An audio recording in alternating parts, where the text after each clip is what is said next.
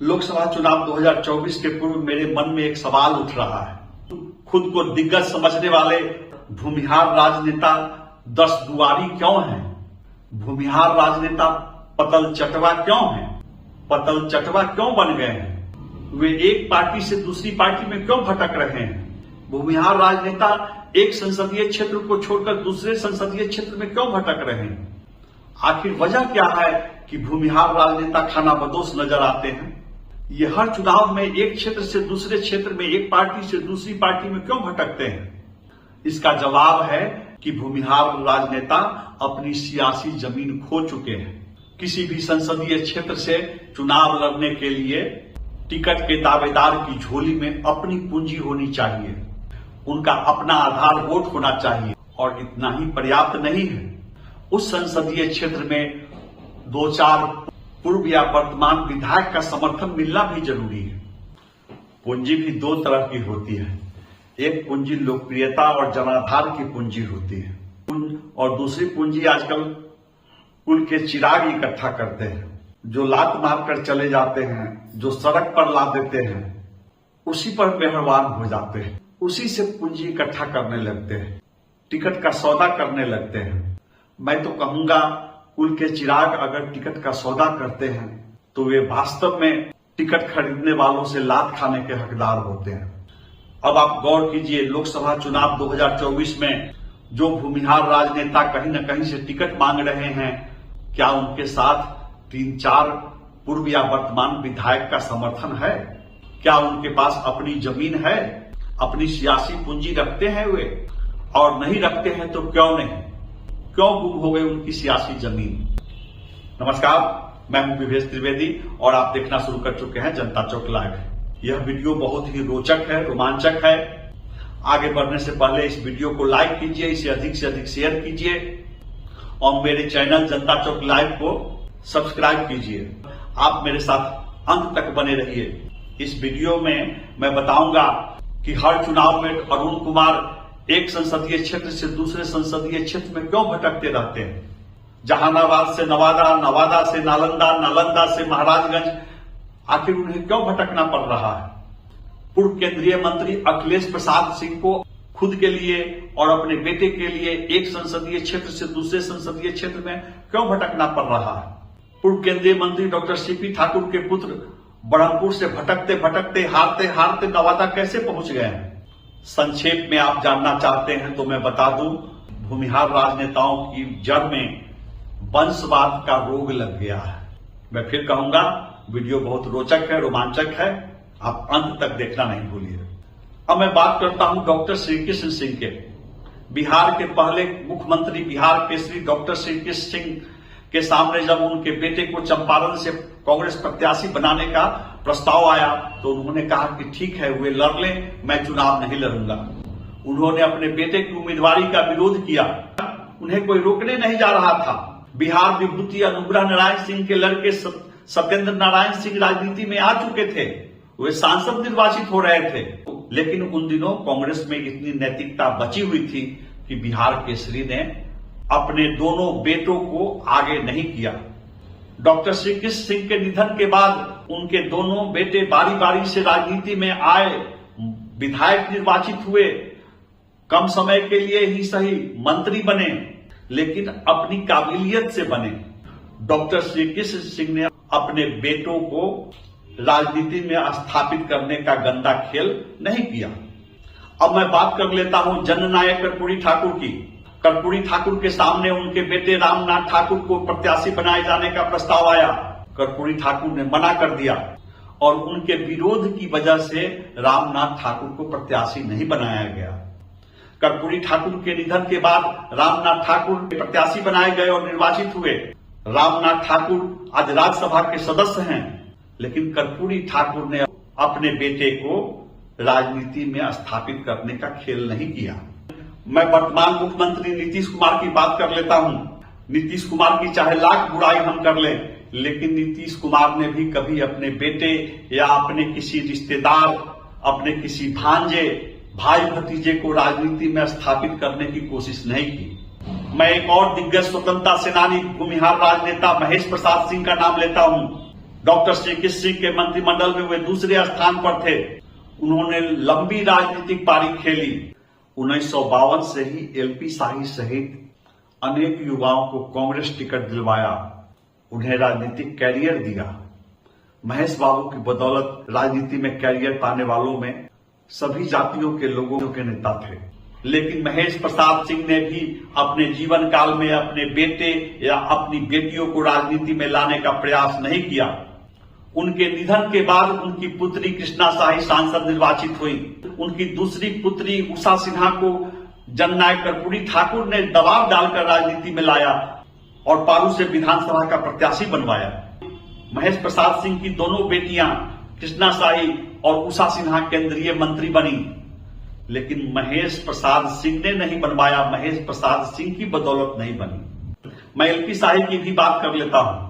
वे पूरे राज्य भर से मेरा मतलब है झारखंड और बिहार दोनों, उड़ीसा बंगाल की सीमा पर चाकुलिया मानुष मुड़िया से लेकर नेपाल की सीमा पर वाल्मीकि नगर तक वे अपने समर्थकों का ख्याल रखते थे, अपनी जाति के लोगों का भी ख्याल रखते थे। अनगिनत लोगों को टिकट दिलवाया। अगर अंतिम दिनों की बात छोड़ दें, हाँ, उन्होंने अपने पुत्र हेमंत शाही को टिकट दिलाने की कोशिश की थी, लेकिन कुल मिलाकर पहले जो दिग्गज भूमिहार राजनेता होते थे वे अपनी बेटी, दामाद, अपने बेटे, बहू के लिए बेचैन नहीं होते थे। और यही वजह है कि पूरे बिहार के युवा उनसे जुड़ते थे। उन्हें उम्मीद होती थी कि इनसे हम जुड़ेंगे तो हम आगे बढ़ेंगे। पूर्व विदेश मंत्री श्यामनंदन मिश्र, उन्होंने 1952 के लोकसभा चुनाव में दरभंगा महाराज को जयनगर संसदीय क्षेत्र में हराया था। दिग्गज नेता थे श्यामनंदन मिश्र। पूर्व प्रधानमंत्री मोरारजी देसाई के बहुत करीब थे, लेकिन श्यामनंदन मिश्र ने भी अपने किसी परिजन, अपने किसी बाल बच्चे को राजनीति में स्थापित करने की कोशिश नहीं की। नेहरू मंत्रिमंडल में वित्त मंत्री थी तारकेश्वरी सिन्हा, दिग्गज सांसद, कई बार सांसद निर्वाचित होती रही, लेकिन तारकेश्वरी सिन्हा ने भी अपने बाल बच्चे, अपने किसी परिजन को राजनीति में स्थापित कराने की कोशिश नहीं की। गोरैया कोठी के कृष्णकांत सिंह 1952 में बिहार विधानसभा के सदस्य निर्वाचित हुए थे एलपी शाही के साथ। 1957 में एलपी शाही के साथ कृष्णकांत सिंह भी मंत्री बनाए गए थे डॉक्टर श्री कृष्ण सिंह की सरकार में।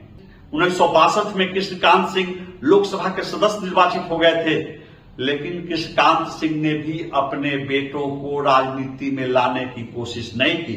भाजपा के भीष्म पितामह कैलाशपति मिश्र ने भी सभी जातियों के लोगों को घर से निकालकर संगठन में जोड़कर राजनीतिक कैरियर दिया। उन्होंने राधा मोहन सिंह को कैरियर दिया, नंदकिशोर यादव, सुशील मोदी को कैरियर दिया। कैलाशपति मिश्र ने उंगली पकड़कर जिन लोगों को राजनीति के डगर पर चलना सिखाया, अगर उसकी सूची बनाई जाए तो सूची बहुत लंबी हो जाएगी। पूर्व मंत्री रामाश्रय प्रसाद सिंह वर्षों तक बिहार की राजनीति में एक महत्वपूर्ण धुरी बने रहे, लेकिन उन्होंने भी कभी अपने जीवन काल में बाल बच्चों को राजनीति में स्थापित करने की कोशिश नहीं की। अब राजनीतिक के पंडित और भूमिहार राजनेताओं के समर्थक मुझे कह सकते हैं कि जब लालू प्रसाद अपनी बेटियों को राजनीति में ला सकते हैं, अपने बेटों को टिकट दे सकते हैं, जब रामविलास पासवान अपने भाई को, अपने बेटे को, अपने भतीजे को, अपने दामाद को टिकट दे सकते हैं, अब तो रामविलास पासवान का परिवार अनुसूचित जाति के लिए आरक्षित समस्तीपुर लोकसभा सीट पर प्रत्याशी खड़े करते हुए उसके भूमिहार होने का प्रमाण पत्र बांटने चला है। पूरा बिहार जानता है कि यह उम्मीदवारी कितनी महंगी है। तो भूमिहार राजनेता अपने बाल बच्चों को राजनीति में स्थापित क्यों नहीं कर सकते हैं? ये सवाल मुझसे किया जा सकता है। इसका जवाब है मेरे पास। लालू प्रसाद के पास अपना वोट बैंक है, अपना आधार वोट है। लालू प्रसाद किसी भी प्रत्याशी की झोली में, किसी भी पार्टी की झोली में वोट ट्रांसफर कराने की क्षमता रखते हैं, उनमें ये दक्षता है। लालू प्रसाद अगर आज वामपंथी दलों से तालमेल किए हैं तो वे राजद का वोट, वे अपनी जमीन, अपना आधार वोट उन दलों के खाते में ट्रांसफर कराने की क्षमता रखते हैं। और यही क्षमता रामविलास पासवान में भी रही। रामविलास पासवान भी अपना वोट ट्रांसफर कराते रहे। ठीक है, टिकट बेचने का आरोप लगाया जा रहा है, करोड़ों रुपए में टिकट बेचने का आरोप लगाया जा रहा है चिराग पासवान पर, लेकिन इस सच्चाई को नकारा नहीं जा सकता है कि बिहार के दुसाध मतदाता, पासवान मतदाता चिराग पासवान के साथ हैं।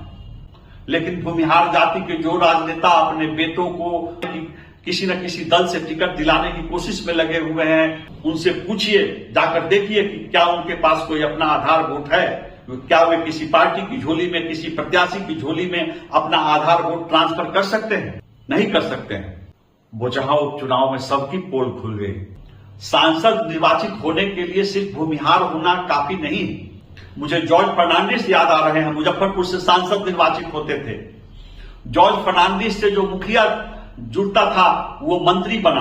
कुटनी के मुखिया होते थे मनोज कुशवाहा, जॉर्ज फर्नांडिस के लिए काम किया उन्होंने। वे इस उम्मीद से जॉर्ज फर्नांडिस से जुड़े कि उन्हें भी राजनीतिक सीढ़ी मिलेगी, और उम्मीद सही निकली।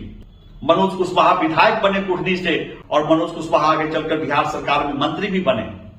जॉर्ज फर्नांडिस से जुड़ते थे गायघाट के प्रोफेसर विनोदानंद सिंह, दिल्ली में प्रोफेसर थे। विनोदानंद सिंह 1977 में गायघाट से विधायक निर्वाचित हुए। गायघाट के अशोक सिंह जॉर्ज फर्नांडिस से जुड़े थे। दिनेश प्रसाद सिंह एड़ी चोटी एक कर चुके थे 2005 में अपनी पत्नी को गायघाट से टिकट दिलवाने के लिए, लेकिन जॉर्ज फर्नांडिस के सामने उनकी एक नहीं चली। अशोक सिंह को 2 बार गायघाट से टिकट दिलवाया गया। भले ही साजिश की वजह से थोड़े थोड़े अंतराल से अशोक सिंह नहीं जीत पाए, लेकिन यह जॉर्ज से जुड़ने का कमाल था कि कमरथू के अशोक सिंह का कद बढ़ा। जॉर्ज फर्नांडिस अपनी जाति के किसी व्यक्ति को आगे नहीं कर रहे थे, अपने बाल बच्चों, अपने भाई भतीजों को आगे नहीं कर रहे थे। अब बात रघुवंश प्रसाद सिंह की हो जाए। रघुवंश प्रसाद सिंह जब वैशाली से जीत रहे होते थे, उनके लिए कई विधानसभा क्षेत्रों के विधायक, पूर्व विधायक जो अलग अलग जातियों के थे, खासकर यादव जाति के थे, मुस्लिम होते थे, रघुवंश प्रसाद सिंह के लिए एकजुट होकर प्रयास करते थे। उन्हें उम्मीद होती थी कि रघुवंश प्रसाद सिंह जीत कर जाएंगे तो उन्हें भी टिकट दिलवाएंगे। लेकिन आगे चलकर रघुवंश प्रसाद सिंह भी कुछ स्वजातीय नेताओं के माया मोह में फंस गए, और जब उनके स्वजातीय पारू से, बरुराज से और साहेबगंज से विधायक निर्वाचित होने लगे तो रघुवंश प्रसाद सिंह की मिट्टी पलीद हो गई। वही दिग्गज रघुवंश प्रसाद सिंह साधारण कार्यकर्ताओं से वैशाली में 2 बार हार गए। इसलिए हार गए कि रघुवंश प्रसाद सिंह राजपूत वोटों को यादव प्रत्याशियों की झोली में, आरजेडी की झोली में ट्रांसफर कराने की स्थिति में नहीं रह गए थे। तो आज सवाल पूछा जाना चाहिए पूर्व सांसद अरुण कुमार से, महाराजगंज में उनकी पीठ पर कौन कौन पूर्व और वर्तमान विधायक है? महाराजगंज में वे किसे किसे टिकट दिलवा पाएंगे? अपनी किस काबिलियत के आधार पर, किस योग्यता के आधार पर अरुण कुमार महाराजगंज से टिकट का दावा करने पहुंच गए? उनका बस चलता तो वे वैशाली से, मुजफ्फरपुर से प्रत्याशी बन जाते। इतनी बड़ी महिमा है राजनीति में अरुण कुमार की। डॉक्टर अखिलेश प्रसाद सिंह पूर्वी चंपारण से राजद सांसद निर्वाचित हुए और वे केंद्र में मंत्री भी बने। बाद में जब वे पूर्वी चंपारण से हारने लगे तो मुजफ्फरपुर से कांग्रेस प्रत्याशी बने। मुजफ्फरपुर में भी हार हो गई और वे 2 टर्म से कांग्रेस से राज्यसभा सदस्य निर्वाचित हो रहे हैं। हाँ, ये कहा जा सकता है कि अखिलेश प्रसाद सिंह को विधायकों का वोट लेने आता है। लोकसभा चुनाव 2019 में उन्होंने अपने बेटे आकाश कुमार सिंह को पूर्वी चंपारण में रालोसपा प्रत्याशी बनवाया, लेकिन आकाश की हार हो गई। यहां मैं एक बात कहना चाहूंगा, अखिलेश प्रसाद सिंह जहां जाते हैं वहां के कुछ स्थानीय नेताओं को कैरियर देने की कोशिश करते हैं। उन्होंने मुजफ्फरपुर में विजेंद्र चौधरी को सियासी पुनर्जन्म दिलवाया। वे विजेंद्र चौधरी को मंत्री बनवाने के लिए सक्रिय रहे, कोशिश करते रहे। वे विजेंद्र चौधरी को मुजफ्फरपुर संसदीय क्षेत्र से कांग्रेस प्रत्याशी बनाने के लिए कोशिश कर रहे हैं। पूर्वी चंपारण में भी उन्होंने 2-3 स्थानीय नेताओं को आगे बढ़ाने की कोशिश की। डॉक्टर अखिलेश प्रसाद सिंह एक बार फिर पूर्वी चंपारण में, महाराजगंज में अपने बेटे के टिकट के लिए प्रयासरत बताए जा रहे हैं। और पटना में कुछ पत्रकार बैठे हुए हैं जो अरुण कुमार का बायोडाटा बनाते हैं, और वे आपको इंटरव्यू में कहते हुए सुनाई देंगे कि अरुण कुमार बूथ का प्रबंधन जानते हैं, चुनाव का प्रबंधन जानते हैं, बहुत अच्छे लड़ाके हैं, महाराजगंज में वे बहुत फिट बैठेंगे। आपको मिल जाएंगे पटना के तथाकथित वरिष्ठ पत्रकार यह कहते हुए। लेकिन उनसे कहिए कि कि वे अरुण कुमार का पिछला ट्रैक रिकॉर्ड देखें। अरुण कुमार कहां कहां से और कितने कितने से हारे देखें। अरुण कुमार अगर इतने ही योग्य हैं, इतने ही काबिल हैं, तो जहानाबाद छोड़कर क्षेत्र क्यों बदलते हैं बार बार।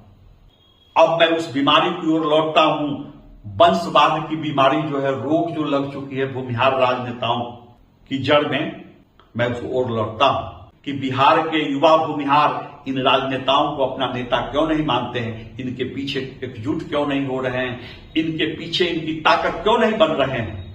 बिहार के भूमिहार युवाओं को पता है कि हम अखिलेश प्रसाद सिंह से जुड़ जाए, अरुण कुमार से जुड़ जाए, रामजतन सिन्हा से जुड़ जाएं, जगदीश शर्मा से जुड़ जाएं, सबको अपने अपने बेटों की पड़ी है, सबको अपने अपने बाल बच्चों की पड़ी है। उनकी पहली प्राथमिकता अपने अपने बेटे हैं। जब वे अपने बेटों को टिकट नहीं दिलवा पा रहे हैं तो दूसरों को क्या खाक टिकट दिलवाएंगे। यही वजह है कि भूमिहार राजनेता दुल्हा भी खुद हैं और बाराती भी खुद हैं। कभी पुत्र दुल्हा है तो पिता बाराती है, कभी पिता दुल्हा है तो पुत्र बाराती है। आप डॉक्टर सीपी ठाकुर का चेहरा याद कीजिए, आप रामजतन सिन्हा का चेहरा याद कीजिए, आप डॉक्टर अखिलेश प्रसाद सिंह का चेहरा याद कीजिए, आप अरुण कुमार का चेहरा याद कीजिए और फिर कमेंट बॉक्स में बताइए कि दुल्हा कौन है और बाराती कौन है। अब अरुण कुमार कितने बड़े लड़ाके हैं, इसकी कुछ बानगी सुन लीजिए। नीतीश कुमार मुख्यमंत्री बन गए थे और सुशील मोदी डिप्टी सीएम बन गए थे। सुशील मोदी ने भागलपुर संसदीय क्षेत्र खाली किया था और नीतीश कुमार ने नालंदा संसदीय क्षेत्र से इस्तीफा दिया था। भागलपुर के साथ नालंदा में भी संसदीय उपचुनाव हो रहा था, 2006 की बात है। अरुण कुमार को नालंदा में राजद अलायंस का संयुक्त प्रत्याशी बनाया गया था। लालू प्रसाद की ताकत लगी हुई थी अरुण कुमार के पीछे नालंदा संसदीय क्षेत्र में, लेकिन परिणाम क्या हुआ, रामस्वरूप प्रसाद जीत गए नालंदा से। नालंदा के इतिहास में राजद के किसी प्रत्याशी को कभी इतना कम वोट नहीं आया। आप जानना चाहेंगे कि राजद अलायंस के समर्थन के बावजूद नालंदा संसदीय क्षेत्र में अरुण कुमार को कितने वोट मिले थे। अरुण कुमार को 54,859 वोट मिले थे। जी हां, 54,859। बहुत बड़े लड़ाके हैं। पटना के वरिष्ठ पत्रकार को मैं सुन रहा था, बोल रहे थे कि वो चुनाव प्रबंधन जानते हैं अरुण कुमार। बात यही खत्म नहीं होती है। 2009 में अरुण कुमार जहानाबाद से चुनाव लड़े और खिसक कर तीसरे स्थान पर चले गए। आप जानना चाहेंगे कि उन्हें कितने वोट मिले। अरुण कुमार को वोट मिले 48,489। 2014 के लोकसभा चुनाव में उनकी किस्मत खुल गई।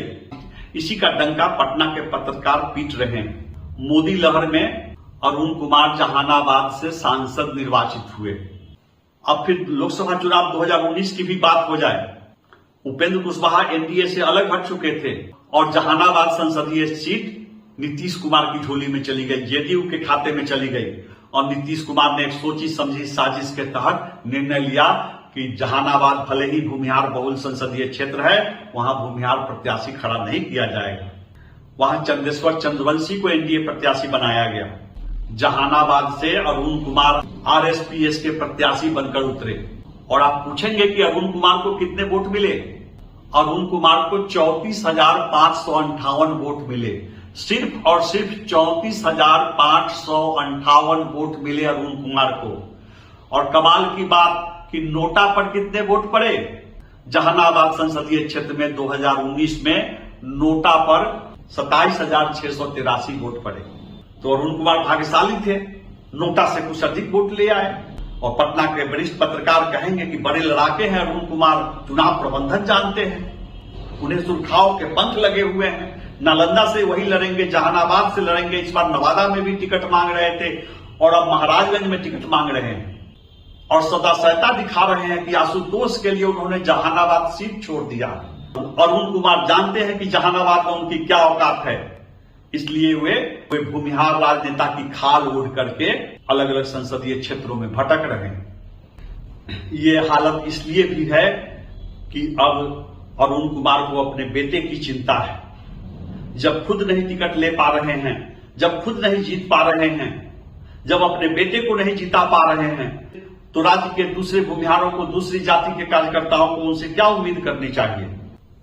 पूर्व सांसद अरुण कुमार के पुत्र ऋतुराज पटना स्नातक निर्वाचन क्षेत्र से विधान परिषद का चुनाव बुरी तरह से हार चुके हैं। अरुण कुमार अपने पुत्र ऋतुराज के राजनीति में डेब्यू के लिए जद्दोजहद कर रहे हैं। आप पूछिए पटना के पत्रकारों से कि अरुण कुमार के पुत्र एमएलसी के चुनाव में जब प्रत्याशी बने स्नातक निर्वाचन क्षेत्र से तो उन्हें कितने वोट मिले। रामजतन सिन्हा ने अपने बेटे को गया स्नातक निर्वाचन क्षेत्र से प्रत्याशी बनाया 2017 में, नहीं जीत सके। अरुण कुमार के बेटे को शर्मनाक वोट मिले, रामजतन सिन्हा के बेटे को शर्मनाक वोट मिले। तो जो खुद भटक रहे हैं सड़क पर टिकट के लिए, उनके पीछे कारवा कैसे बनेगा। जगदीश शर्मा के लड़के 2 बार चुनाव हार चुके हैं, उनकी हिम्मत नहीं है कि वे जहानाबाद सीट पर जेडीयू टिकट की मांग कर ले। यही वजह है कि जगदीश शर्मा नेपथ्य में जा रहे हैं, रामजतन सिन्हा नेपथ्य में जा रहे हैं, अरुण कुमार नेपथ्य में जा रहे हैं। जब डॉक्टर सीके सिंह पूरे बिहार में टिकट बांट रहे होते थे, जब महेश प्रसाद सिंह पूरे बिहार में टिकट बांट रहे होते थे, उन्होंने अपने बाल बच्चों के लिए झोली नहीं फैलाई। गुरैया कोठी के कृष्णकांत सिंह ने अपने बेटे चुन्नू बाबू के लिए टिकट नहीं मांगा। हालांकि कृष्णकांत सिंह 62 में एमपी और 67 में वित्त मंत्री बन चुके थे।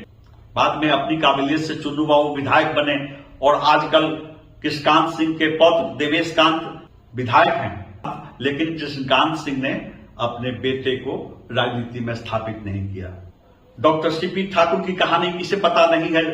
जब वे प्रदेश भाजपा अध्यक्ष थे, किसी बिहार में कहीं भी किसी को टिकट नहीं दिलवा पाए। वे सिर्फ और सिर्फ अपने बेटे के टिकट के लिए प्रयासरत रहे।